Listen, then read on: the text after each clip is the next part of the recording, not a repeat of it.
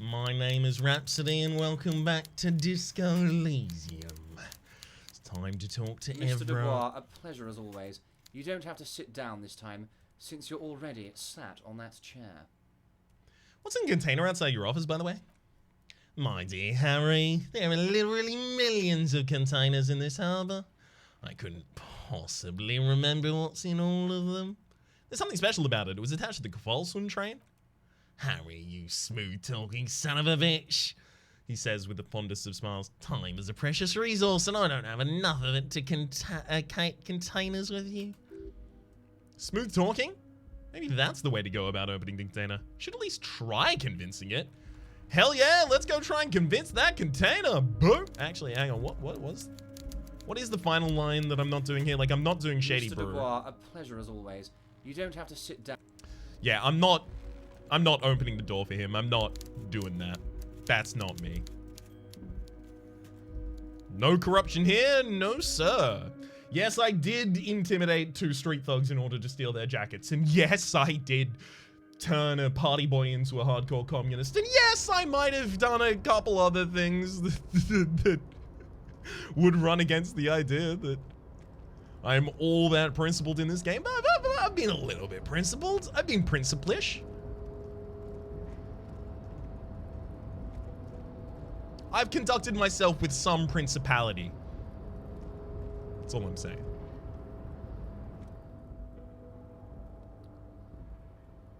Been in the world for 2 days, been in the world for many days. Money is all about trust.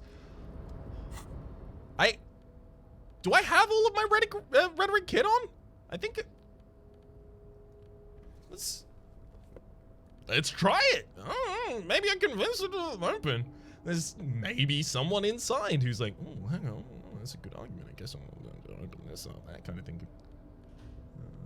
No. It doesn't seem like I have that much that actually increases my rhetoric.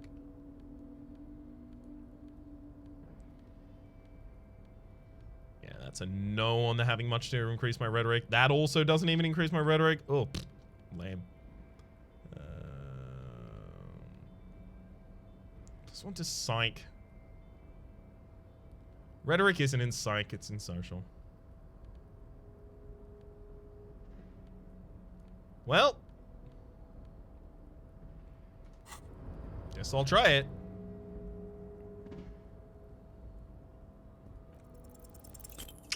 Fail. Why are you even trying to open a door with rhetoric? Because getting physical wasn't an option. Because that wasn't an option? Lieutenant looks startled. Using my body over wits. Now is not the time to get philosophical, detective. You can do that after hours. Hang on, what if I have the Kvalsund tool in my hand?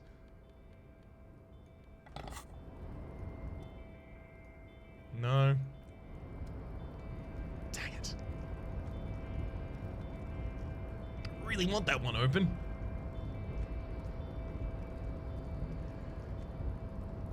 I mean, I'm gonna...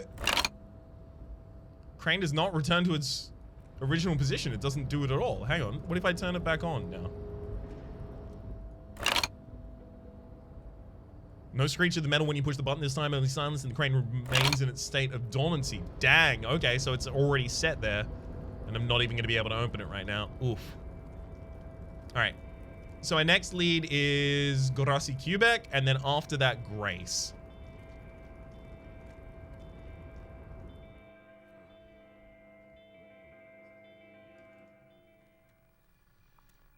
Also, I've had a thought. Here comes a thought that might alarm me. What someone said and how it harms me. I'm going to get rid of the litany of contact mic right there. I don't think I need that. Guillaume Le Mignon. I mean, I do want that one as well, but Arno Van Eyck is going to be a lot faster. So, and Van Eyck might actually get me, you know, more. It might solve a quest for me. And then I can get rid of that in order to get Guillaume Le Mignon, because I might actually want to leave that one there, depending on how that...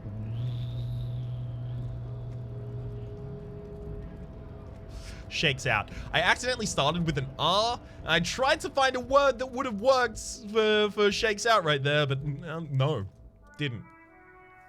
Encyclopedia. A Stars Roscoe. One of the finest Zmensk-made motor carriages ever. Oh, oldie, but a goodie. Who drives these? Not many people outside of Grad. And Revshall West, it appears to. Hey Kim, check this out. A Stars Roscoe, KK2. That's a classic model. The lieutenant replies with a nod. Never thought I'd see one repainted after what happened last time. Hold on, maybe I can impress him. Do I know what happened last time? No. Only that the motor carriage is typically baby blue, the colors of Sigismund the Great, an ancient Zmesk ruler. His banners were famously Zafir and white, the colors of the Starjerezko. Let me guess what happened last time. Blue and white are the colors of Zmesk. Someone painted it and got Zmesk mud and boom, murder happened. No, what happened last time, Kim? Old case from my old precincts.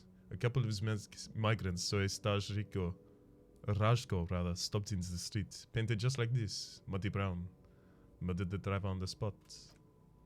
They said it was an honor killing. Usatile. The Zmesk community protested the trial, flying the banners of the old king or whatever. He shakes his head. 5,000 came to protest. Correction. 4,395, the fourth largest public protest of a criminal trial in Revshall.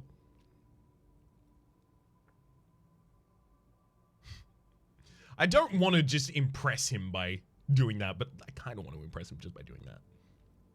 Could our hanged man have been the driver of the... What are you talking... Maybe. Maybe. Hate to grant you, Kim. You know what? I'm going for it. Hate to grant you, Kim, but only 4,395 people were at that protest. Is that so, officer? I'll take you at your words. Who is the Zmensk community? People who are paid to protect. The lieutenant shakes his head. Let's leave it at that. What they sentence the killers to? He studies his reflection in the car window. 4 years for murder in Union. The lieutenant shrugs. The pups were merciful. They're sorry knocked 8 years off his sentence. That's the system. The prisons in the greater Revachol Industrial Harbor are already full. Prisons are expensive to maintain. The longer the sentence, the larger the cost. Kim? Could our hanged man have been the driver of the car? Could it be another Stars Roscoe matter? He gives you a crooked smile. Honestly, that just doesn't seem like the type of vehicle our dead guy would drive. And so my initial guess is the two are not related. Interesting. Before we proceed, I've got an opinion on the paint job. Yes, detective?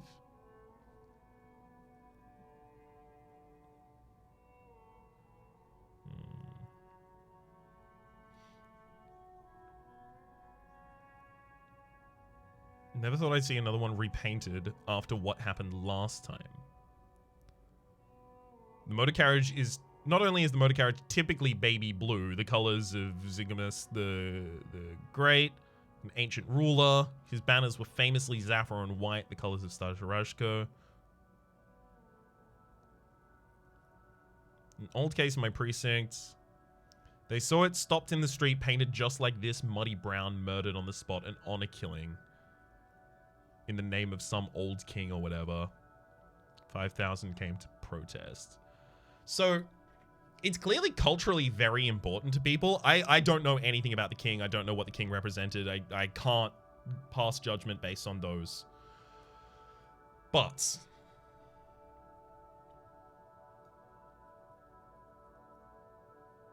is this kind of like a monarchist versus republic kind of thing?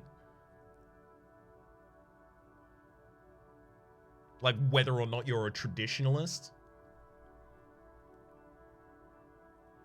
I don't put much stock in tradition, but a lot of people do, and I think it's like very, very short-sighted to, you know, disregard tradition on other people's behalf. Obviously, like, killing in the name of that tradition is like reprehensible. I'm not gonna be claiming that they were justified in anything like that. It's just 5,000 people turning up to protest, to me, says that like it is a strongly held value, and those people just went way too far with it. I'm not really passing judgment on the murder at all here. I'm just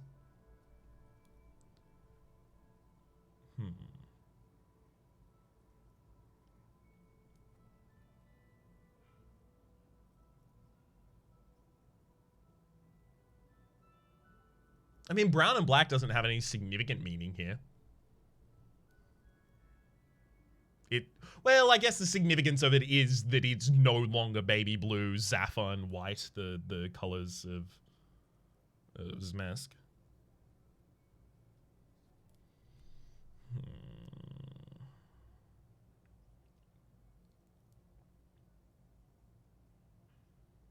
See, because this could also be like an element of like cultural erasure to paint over it. It's difficult. I don't know. I don't think I have like a strong resolved opinion one way or the other on this one. I think here I'm going to say that they should have left it baby. No. Maybe I say it looks better brown and black, kind of like as... Because in this context, talking about this immediately after having talked about that case, I'm taking from that maybe the game is taking this as a judgment on that case, despite the fact that I think they need to be separated, but I'm going to treat it as though it's a judgment on the case and say it needs, it looks better brown and blue, brown and black rather. Okay. The lieutenant takes his glasses off to polish.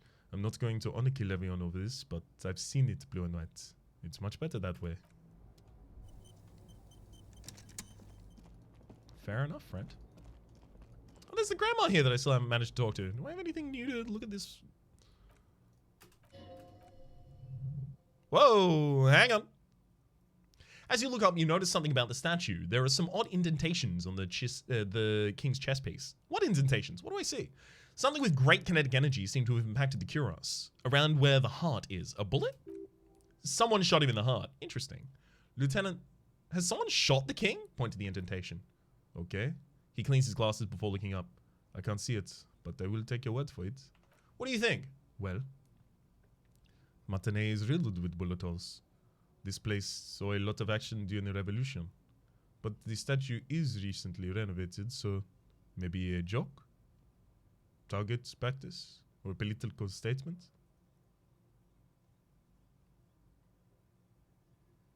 Political. It's a king and he's shot in the heart.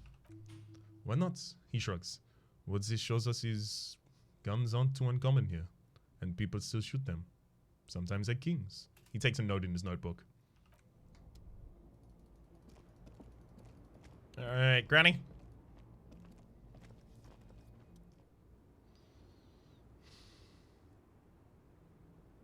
I still don't want to snap my fingers in front of her face. But this might be my only way to actually progress this. Ah, it's so rude, but fine. Snap your fingers in front of her face. Wait. The lieutenant stops you before you can snap. She's just a distracted old woman. Better to leave her alone. Why? Why? I just told you why. If you say so. Yep, no. Thank you, Kim, for stopping me on that behalf. I did basically just want to see what would happen there. I appreciate it, Kim. Always looking out for me. And for others. Just looking out for people. Kim's good people. Alright. Let's go have a conversation with Cubic. Although, hang on, I'm not from Grad. I don't think I know anyone from Grad. Call Me Manana will actually be able to talk to him for me though, right? Grad, like, I don't think Call Me Manana is from Grad, but apparently they have been able to talk in the past, so I imagine they would be able to now, still.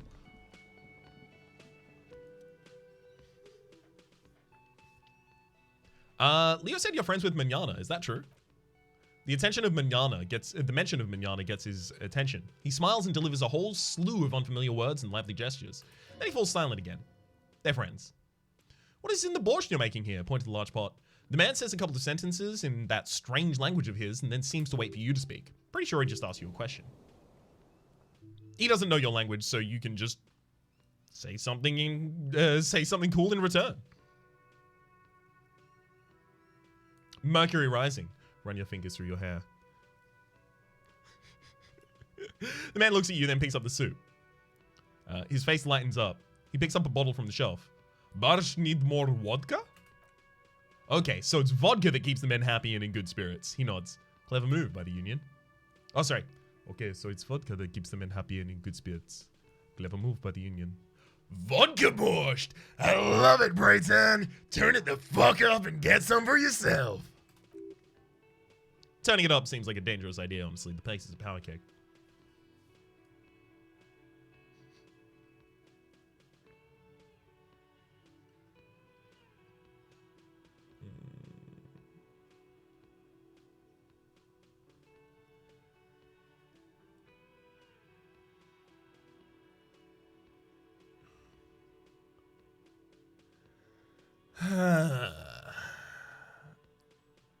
My character's fatal flaw is supposed to be alcoholism.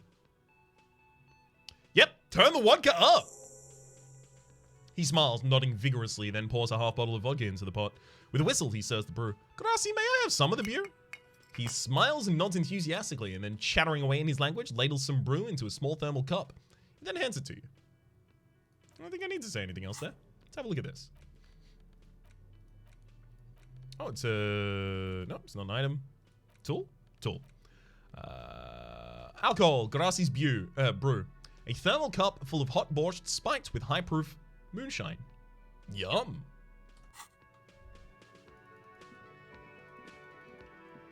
Okay. So to you. Hey. Just in case. Alright, so... Nothing needs to be resolved here, I don't think. So we know about the brew. I don't think I need to go and tell Everard that I'm looking into the brew or anything like that. I don't think it's at all relevant to the ongoing missions right now. Before I leave this area, I will check if I have the ability to open the thing. Like, it might have defrosted over the course of a couple hours rather than just over the course of, like, night times.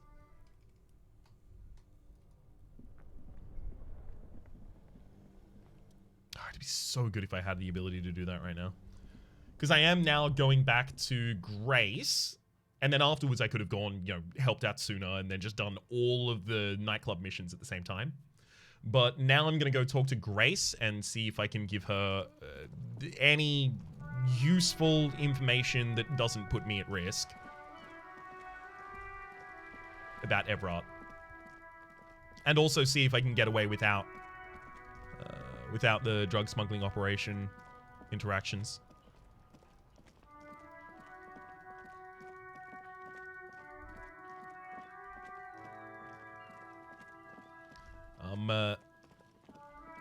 Not much of a knock. Alright.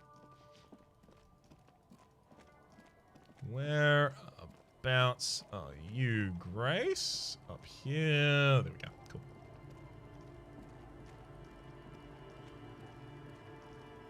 Yeah, I'm still being told by other quests to just continue exploring the coast, and I do not know what they're referring to at this point anymore.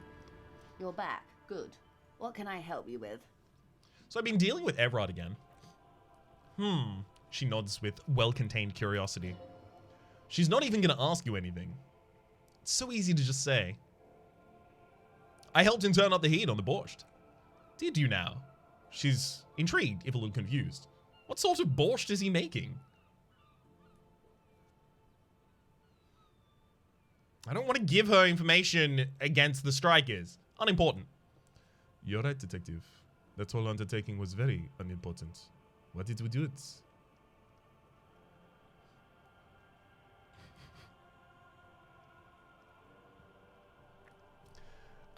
Well, I mean, so the first is obviously, like, an act born of sympathy for the working man. I set fire to the fumes of struggle, right?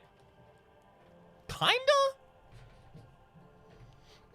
Maybe it's the idea of, like, an accelerationist thing, like, get them drunk and then they'll riot.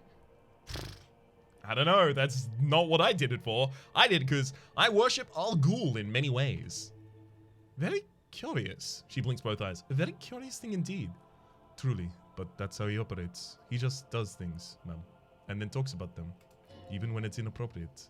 A strange equanimity has just overtaken the lieutenant. He's just going with the flow now. Easier that way. What else? Mr. Everard is helping me find my gun. Oh! Her eyes become large and round. That's so helpful of him. The lieutenant looks at you and you can swear his jaw muscle is trembling. He's unable to contain the anger. Sorry, he's able to contain the anger and surprise. When I said be wacky, I didn't mean wildly, grossly irresponsible and damaging to the RCM. Unconventional police officers sometimes lose their guns. And then they go around and tell people about this to gauge their reactions. It's all part of detecting. Incredible, she shakes her head. Simply incredible. And how's it going? Has the detecting produced a gun? Everard says it's almost ready to be found soon. Did he now? Her eyes narrow. Well then, it should be any day now. Unless, of course, he's lying to you. Anyway, was there anything else you've heard? Perhaps he is. Well, I know that! Well, let's talk about something else. Let's talk about the boat you're on. Let's talk about the economics of the boat you're on.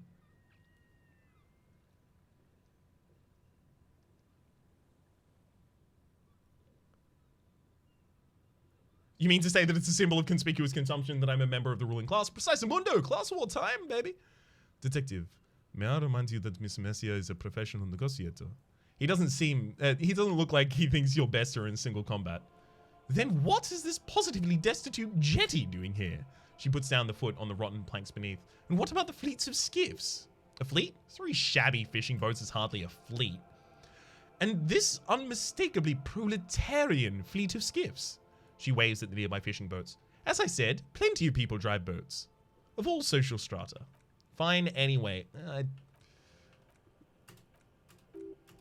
I want to be able to push that one again, but I don't have the ability to. Fair enough.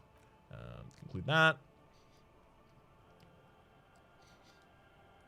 Tell me about the drug trafficking. I don't really want to continue. Or is it stuck at the roundabout? If the police are asking, one of the drivers might admit to it. I heard something about a complex operation earlier. This adds up. I'm glad to hear, officer. I'm just sure you'll find out what that means soon enough. I don't really want to... You know what? I've made my mind up about the smuggling investigation. Yes? There's no way we can take the case. I'm very sad to hear that, officer. Her voice is ice cold and laced with worry. If you change your mind, please let me know. If not, good luck finding your badge and your memory. In the meantime, I'll still try and assist you in any way I can. This disagreement is peanuts compared to what happens if you fail your main investigation.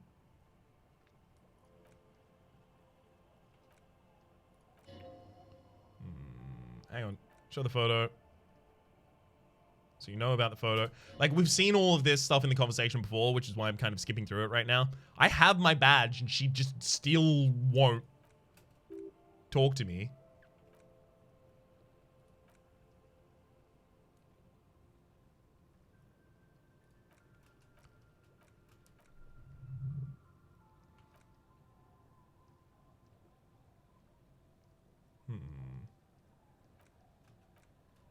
Yeah, all of this is from previous conversations. Like, reading through all of this would take us another 20 minutes.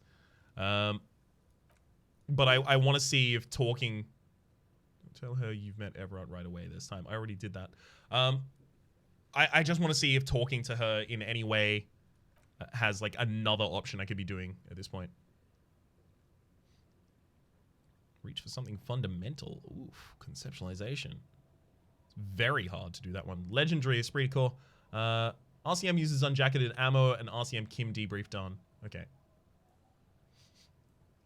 Let's see if I can pop up my esprit de corps anyhow. I think I have a little esprit de corps here. Yeah, that's some esprit de corps. Do I have anything lowering it at the moment? No. I also don't think I have anything else that heightens it. Or at least no non-jacket item that increases it.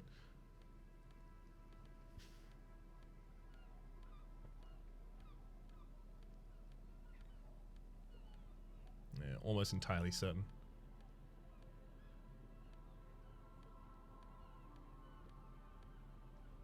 Yep, it's true. All right, roll it then. You're back. Good.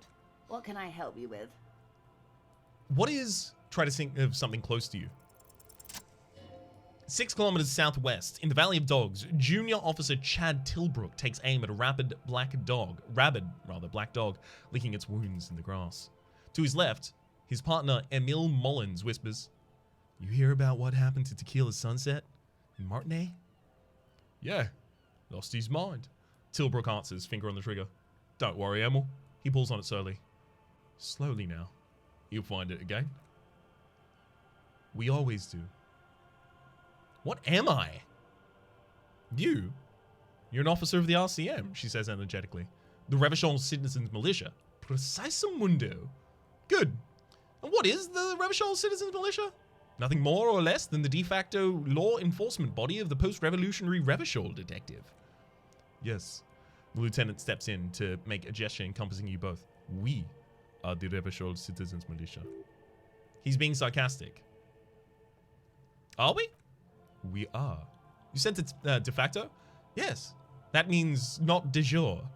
The RCM acts in what is poetically called the twilight of international law, both at the behest of the coalition government and to its chagrin.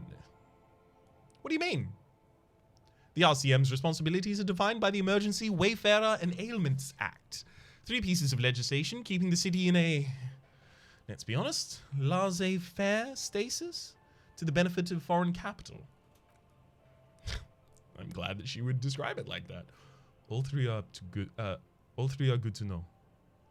The lieutenant looks up from his notes. When we're out policing.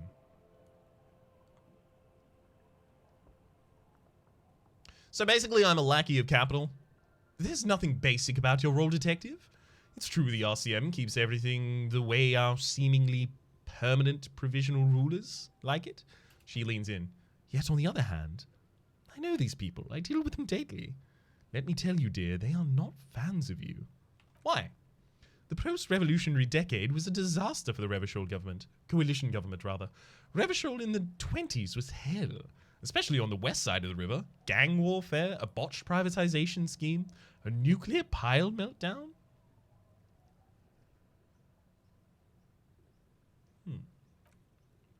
They called it the International Zone because no nation wanted to claim responsibility. The RCM restored peace where the coalition failed. A true blue citizens' initiative, she smiles. They will never forgive you. That's somewhat of an exaggeration. The lieutenant interjects. In reality, ours is a mutually beneficial agreement. Revacholians don't get to keep the peace in Revachol. Revacholians get to keep the peace in Revachol, and the coalition doesn't have to worry about it. He coughs. Anyway, sorry to intrude. Please continue. Yes, Lieutenant, permit me to conclude with this. Who are you, to me, is the police. Who you are, rather, to me, is the police. The only legitimate law enforcement authority in all of Revachol. Say nothing. And if those authorities drink so hard they need help recalling the basic terms of reality, well, I'm here to help. What's the RCM again? And then... okay. I'm just going to end that conversation part. Conceptualization. Really? Really? I'm going to try and roll that. Where's all my conceptualization, rather, sorry. I may only have the one piece of conceptualization equipment. In fact, I'm strongly suspecting that's the case here.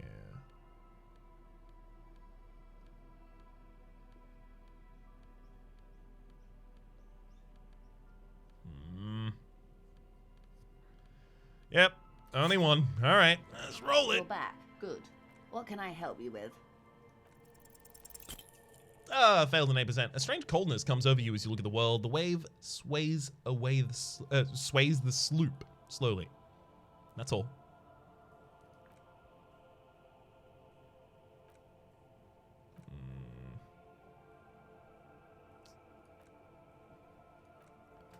Yeah, I'm just looking to see if any of these has a new conversation. I've been told so many times that I need to talk to her, but I'm not really getting anything. Dios mío, el libro. Forgive you because you're charming. Ooh, conceptualization. There we go. Hang on. Adwil, she pronounces. Who, being of great charm and guile, sneaketh into the homes of the godly. The dialect is Ubi Sunt. You recognize that quote from somewhere. A play, written back in the Franco-Nigerian century. And persuades them to act the Seuls to his service. Ah, maybe you remember more than you let on. She gives you a coy little smile, despite whatever brain damage the alcohol may have inflicted. Vile d'huile. Shake your head slowly.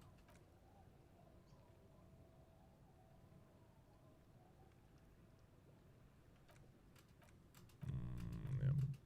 Just continue with the rest of the conversation, just to get out of it. So there's nothing fundamental I can reach for there as a result.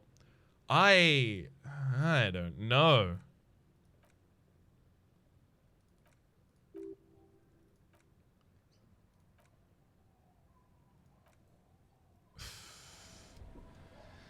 I don't really have anything I can do there. Dang it. I really thought that was gonna provide us our guidance for the rest of this.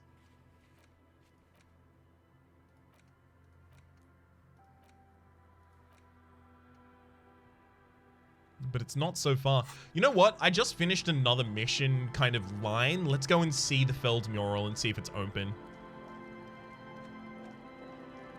It's not too far, at least.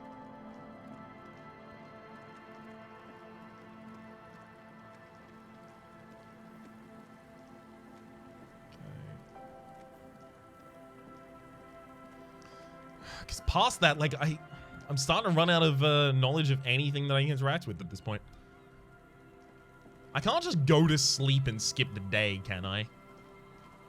You can wait on a bench for a while. Maybe that's what I do. I wait on the bench until the final defrosting.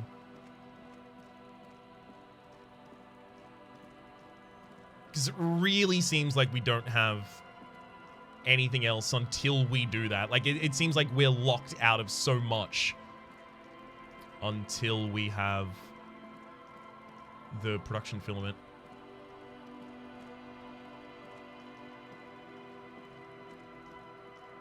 I'm just trying to consistently think while I'm walking all this way. Is there any stone kind of unturned at this point? I can't think of any.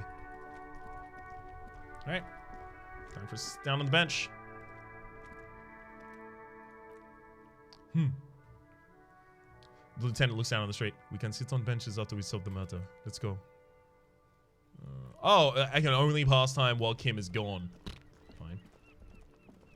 Well. Kim, can I say that it's time to end the day?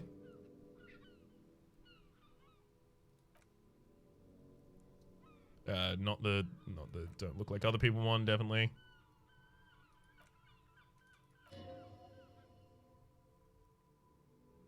If I need some me time.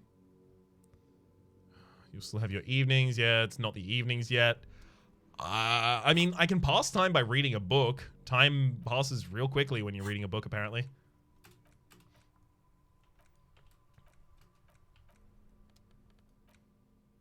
Handwritten note from the fridge. Let's have a look at the... Let's interact with some of the interactables we've seen before. Just in case any of them has something to give me now. There it is again, the scent of apricots with a touch of cinnamon. Smells like the end of some distant summer, the surface of another planet, or some ancient temple. Ancient temple? Yes, from the height of antiquity. A long, long time ago, millennia ago. On an island of time you can never return to. End of summer. The sun sets into the sea, but the water doesn't boil. It turns to liquid gold. For a moment, the world's store of precious metals seems to increase dramatically, and you're rich. There's a movement next to you, the shuffle of a small coat, warm like the evening. When you turn towards it, there's nothing there. Where did it go? Why are you talking to a gum wrapper? Wait, come back. Why are you talking to a gum wrapper? Pop that away. I've already read that recently. The Greatest Innocence. I mean... Oh! Arno van Eyck. Cool. I already did that quiz enough times, I think. Arno van Eyck. Thought complete. Arno van Eyck. Okay. So Egghead is clearly not Van Eyck in disguise. Van Eyck is an Oranye's disc jockey, but these people get around. Especially in Revachol, in the clubs on Boogie Street. Perhaps he stayed for a short stint and discarded part of the song he was working on, just threw it away, and then ended up in a hawthorn tree. But why? Did he think it was retrograde? It wasn't. Perhaps he just caught a glimpse of the future and didn't want it to ride for him just yet. Perhaps the city whispered the top line to him and he was frightened by it. All Motoric's white checks unlocked and reveals Arno van Eyck gig posters in the world. Interesting. So, Motorix is my composure, perception, reaction speed, self-warfare interfacing, and hand-eye coordination. I don't think I have like a composure roll or many composure rolls at the moment. Hang on, let's look at tasks, map. Okay, the mirror just got reopened. That's interfacing challenging.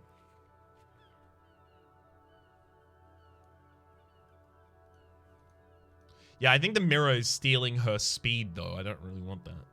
Map wall, interfacing. That isn't even there. We tried. It's not there. Sleeping Dockworker is completely gone at this point as well. Padlocked door. That's also gone. Jarique. That's also gone. Barred door. Yeah. None of that actually really helped us at all. I don't think. It didn't open anything that we actually get to interact with. Knick-knack stand. Actually, that one. It might have legitimately reopened that one.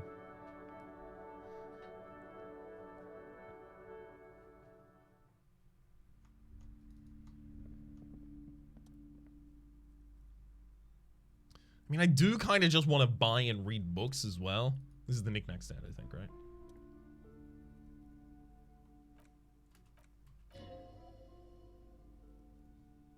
Do I have friends? Look at the lieutenant. Don't feel as if I have any kids. It's fine. Knick-knack table?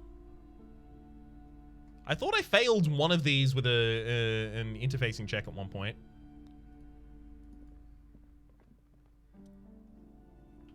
Through the display of books. Good God, how many are there? Is that all? Tell me about the Muscle Man books. Why are they so popular? Doesn't sound like something I'd be interested in. Unless someone's sensible.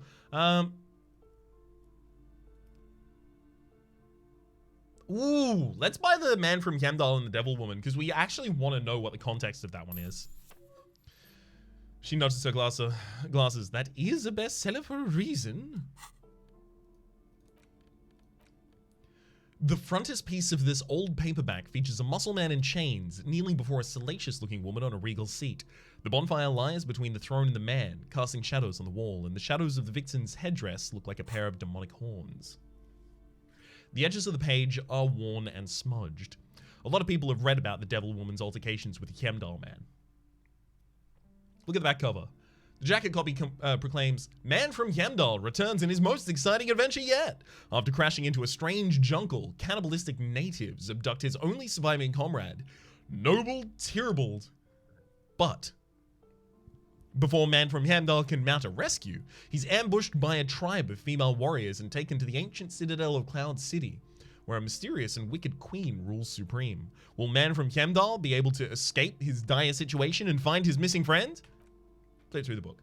You open the book to a random page. Man from Hemdall, wielding his two Zweihanders, is carving through a ski of dark-skinned savages, his visage fixed in grim determination.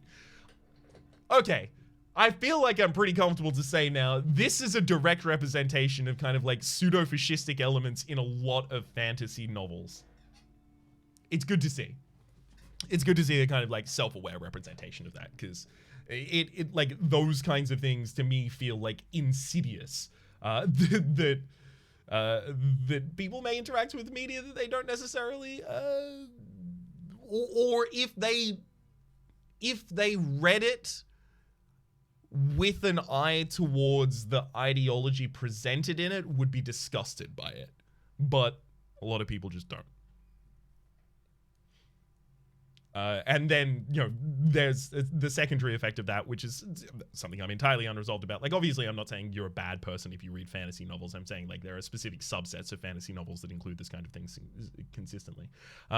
But whether or not that then feeds back into a person's perception of the world or how the world should be is my concern. Like, obviously, there's, like, a lot of very good art that concerns itself with the concept of fascism. But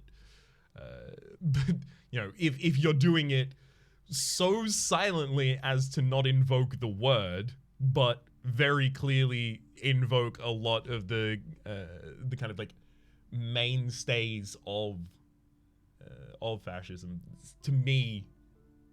But you know, completely removed from like a recognizable political context.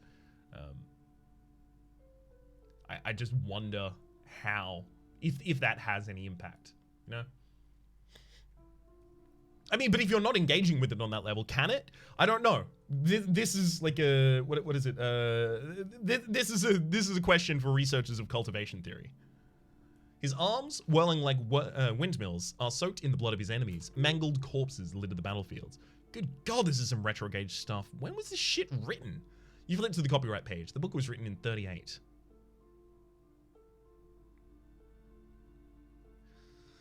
Ugh, vulgar. Close the book. The edges of the page, yeah, we've seen that one before, and then put it away. If we're gonna read that for like, let's give it a chance, and I probably will, we're gonna have to do that in the next episode because it's 41 minutes of the moment. My name has been Rhapsody. The name of the game has been Disco Elysium. Hopefully you've been enjoying yourselves, and hopefully we'll see you next time.